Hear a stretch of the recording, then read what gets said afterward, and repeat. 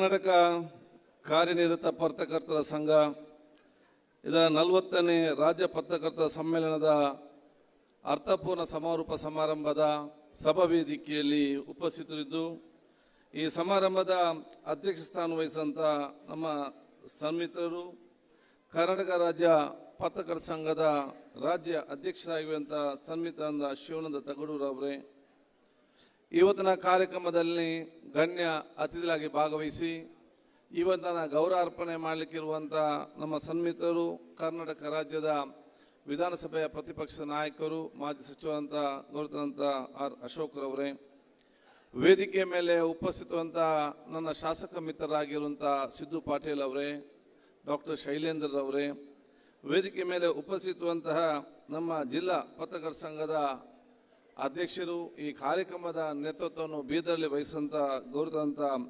ಆನಂದ್ರವರೇ, ಅದೇ ರೀತಿ ನಮ್ಮ ಗೌರವಿತರು ಮಾಜಿ ಸಚಿವರು ನನ್ನ ಸನ್ಮಿತರಾದಂಥ ಬಂಡಪ್ಪ ಕಾಶಂಪುರವರೇ, ಗೌರವಾನ್ವಿತ RTIನ ಕಮಿಷನರ್ ಆದಂಥ ವೆಂಕಟ ಸಿಂಗ್ ಅವರೇ, ಗೌರವಾನ್ವಿತ ಲೋಕೇಶ್ ಅವರೇ, ವೇದಿಕೆ ಮೇಲೆ ಉಪಸ್ಥಿತ ಎಲ್ಲ ನಮ್ಮ ಗಣ್ಯ ಅತಿಥಿಗಳೇ, ಕರ್ನಾಟಕ ರಾಜ್ಯ ಕಾರ್ಯನಿರತ ಪತ್ರಕರ್ತರ ಸಂಘದ ಇನ್ನಿತ ಪದಾಧಿಕಾರಿಗಳೇ ಹಾಗೂ ಜಿಲ್ಲಾ ಮಟ್ಟದ ಪದಾಧಿಕಾರಿಗಳೇ, ನನ್ನ ಮುಂದಿರುವ ನನ್ನೆಲ್ಲ ಗುರು ಹಿರಿಯರೇ, ಸೋದರರೇ, ಆತ್ಮೀಯ ಮಿತ್ರರೇ, ವಿವಿಧ ಜಿಲ್ಲೆಯಿಂದ ಬಂದಂಥ ಎಲ್ಲ ಕಾರ್ಯನಿರತ ಪತ್ರಕರ್ತರ ಸಂಘದ ಪದಾಧಿಕಾರಿಗಳು ಮತ್ತು ಪತ್ರಕರ್ತರ ಮಿತ್ರರೇ ಮತ್ತು ಕುಟುಂಬಸ್ಥರೇ, ಅತ್ಯಂತ ಸಂತೋಷವಾಗ್ತದೆ ಇವತ್ತಿನ ಈ ಕಾರ್ಯಕ್ರಮದಲ್ಲಿ ಭಾಗವಹಿಸಲಿಕ್ಕೆ. ಬಹುಶಃ ಶಿವಾನಂದ ತಗಡೂರವರು 1 ತಿಂಗಳ ಹಿಂದೆ ಈ ಒಂದು ಬೀದರ್ನಲ್ಲಿ ನಾವು ಕಾರ್ಯಕ್ರಮ ಹಮ್ಮಿಕೊಂಡಿದ್ದೇವೆ, ಮಂಗಳೂರಿನಲ್ಲಿ ಕೂಡ ಕಾರ್ಯಕ್ರಮ ಆಗಿದೆ, ಹಾಸನದಲ್ಲಿ ತಾವು ಭಾಗವಹಿಸಿದ್ದೀರಿ. ಈಗ ಬೀದರ್ನಲ್ಲಿ ನಾವು ಕಾರ್ಯಕ್ರಮ ಹಮ್ಮಿಕೊಳ್ಳೋ ಸಂದರ್ಭದಲ್ಲಿ ತಾವು ಕೂಡ ಒಂದು ದಿವಸ ಬರಬೇಕು, ನಮ್ಮ ಜೊತೆ ಇರಬೇಕಂತ ಕೇಳಿಕೊಂಡಿದ್ದರು. ಆದ ಕಾರಣ ಇವತ್ತು ನಮ್ಮೆಲ್ಲರಿಗೂ ಕೂಡ ಬೇರೆ ಬೇರೆ ಕಾರ್ಯಕ್ರಮ, ಮಂಗಳೂರಲ್ಲಿ ಬೇರೆ ಬೇರೆ ಕಾರ್ಯಕ್ರಮ ಇದ್ದರೂ ಕೂಡ ಆದಿತ್ಯವಾರವಾಗಿದ್ದರೂ ಕೂಡ ಆ ಕಾರ್ಯಕ್ರಮನೆಲ್ಲ ಬದಿಗಿಟ್ಟು ಬಂದು ನಿಮ್ಮ ಜೊತೆ ಬೀದರ್ನ ಈ ಕರ್ನಾಟಕ ಕಾರ್ಯನಿರತ ಪತ್ರಕರ್ತರ ಸಂಘದ ಕಾರ್ಯಕ್ರಮದಲ್ಲಿ ಭಾಗವಹಿಸ್ತಾ ಇದ್ರೆ ನಿಮ್ಮ ಪ್ರೀತಿ ವಿಶ್ವಾಸ ನಮ್ಮಲ್ಲಿ ತಂದು ನಿಲ್ಲಿಸಿದಂತ ಹೇಳಲಿಕ್ಕೆ ನಾನು ಇವತ್ತು ಬಯಸ್ತೇನೆ. ಬಹುಶಃ ನಿಮ್ಗೆಲ್ಲರಿಗೂ ನಾನು ಪ್ರಪ್ರಥಮವಾಗಿ ಅಭಿನಂದಿಸ ಶುಭಾಶಯ ಸಲ್ಲಿಸಿಕೊಂಡು, ಬಹುಶಃ ಇದನ್ನು ಅವತ್ತು ಪ್ರಾರಂಭ ಮಾಡಿದಂಥ ಯಾರು ನಿಮ್ಮ ಸಂಘದ ಅಧ್ಯಕ್ಷರು ಯಾರಿದ್ದಾರೆ ಶಿವಾನಂದ ಅವರು ಹೇಳಿದರು, 95 ವರ್ಷಗಳ ಹಿಂದೆ, ಅದು 95 ಇಯರ್ಸ್ ಅಲ್ಲ, 95 DVJ ಅವರು 95 ಇಯರ್ಸ್, 95 ವರ್ಷಗಳ ಹಿಂದೆ ಇದನ್ನು ಪ್ರಾರಂಭ ಮಾಡಿದಂಥ DVJ ಅವರನ್ನು ಮತ್ತು ಅವರ ಸನ್ಮಿತ್ರರನ್ನು ನಾವೆಲ್ಲರೂ ಕೂಡ ಇವತ್ತು ಸ್ಮರಿಸಿಕೊಂಡು ಅದನ್ನು ಗೌರವಿಸಬೇಕು. ಯಾಕಂತ ಹೇಳಿದರೆ ಅವತ್ತಿನ ಆ ಒಂದು ದೂರದರ್ಶಿತ್ವಲ್ಲಂಥ ಆಲೋಚನೆ ನಮ್ಮ ಈ ತಳಮಟ್ಟದ ಕೆಲಸ ಮಾಡುವಂಥ ಎಲ್ಲ ಪತ್ರಕರ್ತರಿಗೆ ಕೂಡ ಇವತ್ತು ಈ ರೀತಿಯ ಒಂದು ಒಗ್ಗಟ್ಟು, ಒಂದು ಸಂಘ ಮತ್ತು ಅದಕ್ಕೊಂದು ಶಕ್ತಿ ಕೊಡುವಂಥ ಒಂದು ವ್ಯವಸ್ಥೆ ಇರಬೇಕಂತ ಹೇಳಿಕೊಂಡು ಅವತ್ತಿನ ಕಾಲದಲ್ಲಿ ಆಲೋಚನೆ ಮಾಡಿಕೊಂಡು ಬಹುಶಃ ಸ್ಥಾಪಿಸಿಕೊಂಡು ಬಂದು ತದನಂತರ ಅದರಲ್ಲಿ ಬಂದಂಥ ಎಲ್ಲ ಅಧ್ಯಕ್ಷರು ಪದಾಧಿಕಾರಿಗಳು ಅದನ್ನು ಹಂತ ಹಂತವಾಗಿ ನಿರ್ವಹಿಸಿಕೊಂಡು ಇದೀಗ ಅತ್ಯಂತ ಯಶಸ್ವಿಯ ಒಂದು ಕರ್ನಾಟಕ ಕಾರ್ಯನಿರತ ಪತ್ರಕರ್ತರ ಸಂಘವಾಗಿ ಹೆಸರನ್ನು ಇವತ್ತು ಪಡೆದಿದೆ. ನಿಮ್ಮ ಸಂಘ ಕರ್ನಾಟಕದಲ್ಲಿ ಮಾತ್ರ ಅಲ್ಲ, ದೇಶ ಮಟ್ಟದಲ್ಲೇ ಹೆಸರು ಗಳಿಸಿರುವುದು ಕೂಡ ನಮಗೆ ಅತ್ಯಂತ ಸಂತೋಷ ಮತ್ತು ಗೌರವ ಅಂತ ಹೇಳಲಿಕ್ಕೆ ನಾನು ಇವತ್ತು ಇಚ್ಛಿಸಿ ಅವತ್ತಿಂದ ಹಿಡಿದು ಇವತ್ತಿನವರೆಗೆ ಎಲ್ಲ ಅಧ್ಯಕ್ಷರನ್ನು ಪದಾಧಿಕಾರಿಯನ್ನು ಅಭಿನಂದನೆ ಶುಭಾಶಯ ಸಲ್ಲಿಸಲಿಕ್ಕೆ ಬಯಸ್ತೇನೆ. ನಾನು ಯಾವಾಗಲೂ ಮಾತು ಹೇಳ್ತಾ ಇರ್ತೇನೆ, ಪತ್ರಕರ್ತರಾಗಲಿಕ್ಕೆ ಅಷ್ಟು ಸುಲಭ ಇಲ್ಲ, ಬಹಳ ಕಷ್ಟದ ಕೆಲಸ. ನಾವೆನಿಸ್ತೇವೆ ಬಹಳ ಸುಲಭ ಇದೆ ಅಂತೇಳಿ, ಆ ಕಷ್ಟ ನಿಮ್ಮ ಕಷ್ಟ ನಿಮ್ಗಲ್ಲದೆ ಬೇರೆ ಯಾರಿಗೂ ಕೂಡ ಗೊತ್ತಿರಲಿಕ್ಕೆ ಸಾಧ್ಯವಿಲ್ಲ. ನೀವು ಸಮಾಜದ ಕಣ್ಣುಗಳಾಗಿರಬೇಕು, ಕಿವಿಗಳು ಕೂಡ ಆಗಿರಬೇಕು, ಮತ್ತು ಎಲ್ಲವನ್ನು ಸಮಾಧಾನ ಬರೆಯಲು ಕೂಡ ಬರೀಬೇಕು. ಅದಕ್ಕೆ ಬರೆಯುವಾಗಲೂ ಕೂಡ ಎಲ್ಲ ಸಮಾಧಾನ ಪಡಿಸುವ ರೀತಿಯಲ್ಲಿ ಬಗೆಹರಿಸಿದ ಕೆಲಸ ಇವತ್ತು ಆಗಬೇಕು. ಇಲ್ಲಾಂದರೆ 100 ಅಭಿಪ್ರಾಯಗಳು 100 ಜನರಿಂದ ಬರ್ತಾರೆ. ನಾನು ಕೂಡ ವಿದ್ಯಾರ್ಥಿ ನಾಯಕನಾಗಿದ್ದೆ. ನಾನು ಗುರುರಾಜ್ ಅಂತೇಳಿ ಉದಯವಾಣಿಯಲ್ಲಿ ಮುಖ್ಯ ಸಂಪಾದಕರಾಗಿದ್ದು. ಅವತ್ತು ರಾತ್ರಿ ಕೂತ್ಕೊಂಡು ನಾವು ಹೋದಂಥ ಸಂದರ್ಭದಲ್ಲಿ, ಯಾಕೆ ಅವತ್ತು ವಾಟ್ಸಪ್ ಇರಲಿ, ಟೆಲಿಫ್ಯಾಕ್ಸ್ ಇರಲಿ, ಏನು ಕೂಡ ಇರಲಿಲ್ಲ. ನಾವೇನಾದರೂ ರೈಟಿಂಗ್ ಮಾಡಿ ಕೊಡಬೇಕಂದ್ರೆ ನಾನು ಮಣಿಪಾಲ್ಗೆ ಮಂಗಳೂರಿಂದ 5 ಗಂಟೆಗೆ ಮತ್ತೆ ನ್ಯೂಸ್ ಹೋಗ್ತಾ ಇರಲಿಲ್ಲ.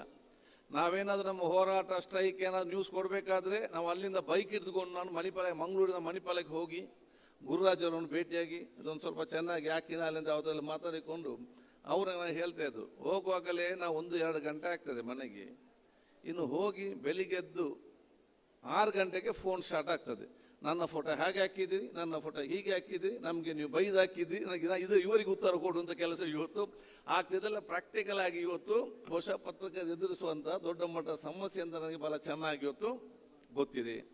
ಆದರೆ ಇದನ್ನೆಲ್ಲ ನಿಭಾಯಿಸಿಕೊಂಡು ಅತ್ಯಂತ ಸಂತೋಷ ಮತ್ತು ಸಮಾಧಾನದಿಂದ ಸಮಾಜದಲ್ಲಿರುವಂತೆಲ್ಲ ಹೋಗಲನ್ನು ಬಹುಶಃ ಇದು ಜನರ ಧ್ವನಿಯಾಗಿಕೊಂಡು ಸಮಾಜದ ಕಣ್ಣುಗಳು ಮತ್ತು ಕಿವಿಯಾಗಿಕೊಂಡು ತಮ್ಮದೇ ಆದ ಕೆಲಸ ಕೊಡುತ್ತಿರುವುದು ಈ ಸಮಾಜ ಮತ್ತು ದೇಶ ಕೊಡುವಂಥ ಅತ್ಯಂತ ದೊಡ್ಡ ಮಟ್ಟದ ಕೊಡುಗೆ ಅಂತ ಹೇಳಲಿಕ್ಕೆ ನಾನು ಇವತ್ತು ಬಯಸ್ತೇನೆ.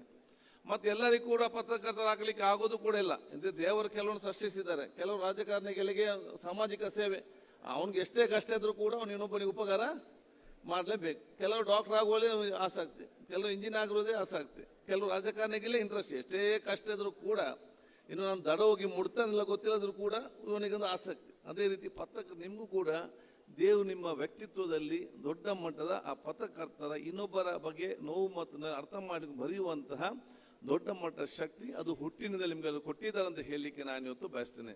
ಅದನ್ನು ಉಪಯೋಗಿಸ್ಕೊಂಡು ಹಂತವಾಗಿ ಇವತ್ತು ಬರ್ತಾ ಇದ್ದೀನಿ. ಅದಕ್ಕಾಗಿ ನಾನು ಯಾವಾಗಲೂ ಒಂದು ಮಾತು ಹೇಳ್ತಾ ಇರ್ತೇನೆ, ಪತ್ರಿಕಾ ಉದ್ಯಮವನ್ನು ನಾವು ಭಾರತ ದೇಶದ ಪ್ರಜಾಪ್ರಭುತ್ವದ 4ನೇ ಸ್ತಂಭ ಅಂತೇಳಿ ನಾವು ಕರಿತೇವೆ. ಯಾಕಂತ ಹೇಳಿದರೆ ಇದು ನೀವೊಂದು ಬರೇ ಮಾಹಿತಿ ಕೊಡುವಂತಹ ಒಂದು ಜನರಂತ ಮಾತ್ರ ಅಲ್ಲ, ಬರೇ ಮಾಹಿತಿ ಕೊಡುವಂಥ ಕೇಂದ್ರ ಅಂತ ಎನಿಸಿಕೊಂಡು ಬಹುಶಃ ಅದು ಒಂದು ಆಧಾರ ಸ್ತಂಭ ಅಲ್ಲ. ಬಹುಶಃ ಪತ್ರಿಕಾ ಉದ್ಯಮ ಅದು ಸಾಮಾಜಿಕ ಒಂದು ಜವಾಬ್ದಾರಿಯ ಒಂದು ಪ್ರತಿಧ್ವನಿಯಾಗಿದೆ ಅಂತ ಹೇಳಲಿಕ್ಕೆ ನಾನು ಇವತ್ತು ಬಯಸ್ತೇನೆ. ಸಾಮಾಜಿಕ ಜವಾಬ್ದಾರಿಯ ಪ್ರತೀಕ ಅದು ಪತ್ರಕರ್ತ ಉದ್ಯಮ ಅಂತ ಹೇಳಲಿಕ್ಕೆ ನಾನು ಇವತ್ತು ಬಯಸುವುದು. ಮಾನವೀಯ ಮೌಲ್ಯಗಳನ್ನು ಸಾಮಾಜಿಕ ನೆಲಗಟ್ಟಿನಲ್ಲಿ ತಲೆ ನಿಲ್ಲಬೇಕಾದ್ರೆ, ಸತ್ಯದ ವಿಚಾರಗಳು ಸಮಾಜದಲ್ಲಿ ಇರಬೇಕಾದ್ರೆ, ನಮ್ಮ ಸಂಸ್ಕೃತಿ ಸಮಾಜ ಉಳಿಬೇಕಾದ್ರೆ ಪತ್ರಕರ್ತರು ಮತ್ತು ಪತ್ರಿಕೋದ್ಯಮ ಬಹಳ ಅಗತ್ಯ ಆದ ಕೆಲಸ ನಿರ್ವಹಿಸಂತ ಹೇಳಲಿಕ್ಕೆ ನಾನು ಇವತ್ತು ಬಯಸ್ತೇನೆ.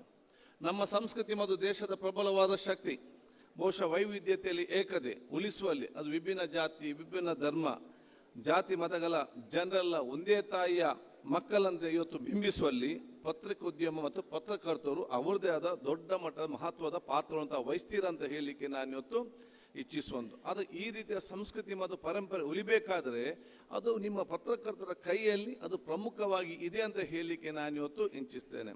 ಅದಕ್ಕಾಗಿ ನನ್ನ ಸನ್ಮತ ನನಗೆ ಹೇಳ್ತಾ ಇದ್ರು, ಥಿಂಕ್ ಬಿಫೋರ್ ಇಂಕ್ ಅಂತೇಳಿ. ನೀವು ಬರೆಯುವ ಮುಂಚೆ ಬಹಳಷ್ಟು ಆಲೋಚನೆ ಮಾಡಿಕೊಂಡು ಬರೆಯುವಂಥ ಅವಕಾಶ ಅದು ಪ್ರತಿಯೊಬ್ಬರನ್ನು ಕೊಡೆಯುವುದು ಆಗಬೇಕು. ಯಾಕಂತ ಹೇಳಿದರೆ ನಿಮ್ಮ ಪ್ರತಿಯೊಂದು ಬರವಣಿಗೆಯೂ ಕೂಡ ಸಮಾಜದಲ್ಲಿ ಬಹಳಷ್ಟು ಯುವಕರಿಗೆ ಪ್ರೇರಣಾಯಕವಾಗಿ ಸ್ಫೂರ್ತಿದಾಯಕವಾಗಿ ಜನರ ಆ ಮನಸ್ಸು ಮತ್ತು ಹೃದಯವನ್ನು ಬದಲಾಯಿಸುವಂಥ ಶಕ್ತಿ ಬಹುಶಃ ಇದು ಪತ್ರಕರ್ತರಿಗೆ ಇದೆ ಅಂತ ನಾವು ಇವತ್ತು ಅರ್ಥ ಮಾಡಿಕೊಂಡ ಸಂದರ್ಭದಲ್ಲಿ ತಾವೆಲ್ಲರೂ ಕೂಡ ಈ ಸಮಾಜ ಮತ್ತು ದೇಶ ಕಟ್ಟಲಿಕ್ಕೆ ತಮ್ಮದ ಕೊಡಲಿಕ್ಕೆ ದೊಡ್ಡ ಮಟ್ಟ ಶಕ್ತಿ ನಿಮಗೆ ಇದೆ ಅಂತ ಕೂಡ ನಾನು ಹೇಳಲಿಕ್ಕೆ ನಾನು ಇವತ್ತು ಬಯಸ್ತೇನೆ. ಬಹುಶಃ ನಾವು ರಾಜಕೀಯ ಮತ್ತು ಪತ್ರಕರ್ತರು ಬಹಳ ಹತ್ತಿರದ ಸಂಬಂಧ ಇದ್ದಾಗೆ ಎಲ್ಲ ಕಡೆ ಹೇಳ್ಕೊಂಡು ನಾನು ಯಾವ ಮಾತು ಹೇಳ್ತಾ ಇರ್ತೇನೆ, ಪತ್ರಕರ್ತರನ್ನು ಬಿಟ್ಟು ರಾಜಕಾರಣಿಗಿರಲಿಕ್ಕೆ ಸಾಧ್ಯವಿಲ್ಲ, ರಾಜಕಾರಣಿಗಳನ್ನು ಬಿಟ್ಟು ಪತ್ರಕರ್ತರಿರಲಿಕ್ಕೆ ಸಾಧ್ಯ ಇಲ್ಲ. ಒಬ್ಬರಿಗೊಬ್ಬರು ಬೇಕಾಗಬೇಕಾಗ್ತದೆ. ಅದಕ್ಕಾಗಿ ನಾನು ಬಹುಶಃ ರಾಜಕಾರಣಿಗಳು ಮತ್ತು ಪತ್ರಕರ್ತರು ಅದು ನಾವು 2 ಕಣ್ಣುಗಳಿದ್ದಂತೆ, ಸಮಾಜದ 2 ಕಣ್ಣುಗಳಿದ್ದಂತೆ. ಒಂದು ಕಣ್ಣು ಸಮಾಜದ ಕಷ್ಟಗಳನ್ನು, ಸಮಸ್ಯೆಗಳನ್ನು, ವಿಚಾರಗಳನ್ನು ನೋಡಿ ತಿಳಿಪಡಿಸಿಕೊಡುವುದಾದರೆ, ಇನ್ನೊಂದು ಕಣ್ಣು ಅದಕ್ಕೆ ಪರಿಹಾರ ಕೊಡುವಂಥ ಜವಾಬ್ದಾರವಾದ ಒಂದು ಸರ್ಕಾರ ಮತ್ತು ಜನಪ್ರತಿನಿಧಿ ಅಂತ ಹೇಳಲಿಕ್ಕೆ ನಾನು ಇವತ್ತು ಬಯಸ್ತೇನೆ. ಯಾವಾಗ 2 ಕಣ್ಣುಗಳು ಕೂಡ ಸತ್ಯವನ್ನು ನೋಡಲು ಇವತ್ತು ವಿಫಲರಾಗ್ತೇವ, ಆವಾಗ ನಮ್ಮ ಸಮಾಜ ಕತ್ತಲೆ ಕಡೆಗೆ ಹೋಗುವಂಥ ಪರಿಸ್ಥಿತಿ ಆಗ್ತದೆ ಅಂತ ಹೇಳಲಿಕ್ಕೆ ನಾನು ಇವತ್ತು ಬಯಸ್ತೇನೆ.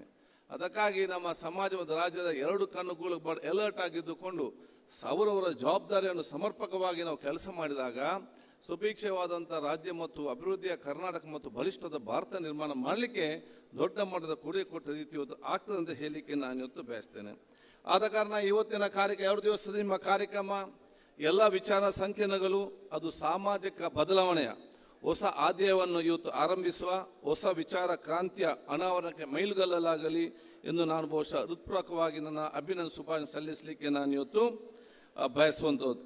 ಬಹುಶಃ ಇವತ್ತಿನ ಕಾಲಘಟ್ಟದಲ್ಲಿ ತಮ್ಗೆಲ್ಲರೂ ಕೂಡ ಇವತ್ತು ಗೊತ್ತಿದೆ, ಪತ್ರಿಕೆಗಳು ಬಹುಶಃ ನಾನು ಯಾವಾಗ ಹೇಳ್ತಾ ಇರ್ತೇನೆ, ಪತ್ರಿಕೆಗಳು ಯಾವಾಗಲೂ ಟೀಕೆ ಮಾಡಲಿಕ್ಕೆ ಮತ್ತನ್ನು ಏನೊಬ್ಬನ್ನು ಹೊಗಲಿಕ್ಕ ಇರುವಂಥ ವಿಚಾರ ಇವತ್ತು ಆಗಬಾರ್ದು. ಬರೀ ಟೀಕೆ ಅಥವಾ ಹೊಗಲಿಕ್ಕೆ ಮಾತ್ರ ಅಲ್ಲ, ನಾವೊಬ್ಬ ರಾಜಕಾರಣಿಗಳ ಜನಪ್ರತಿನಿಧಿ ಹೇಳಿದಷ್ಟೇ ಪತ್ರಕರ್ತ ಮತ್ತು ಪತ್ರಿಕೆ ಮತ್ತು ದೊಡ್ಡ ಮಟ್ಟದ ಜವಾಬ್ದಾರಿ ಅಂತ ಹೇಳಿದ್ರೆ ಅದು ಯಾರೇ ಇರಲಿ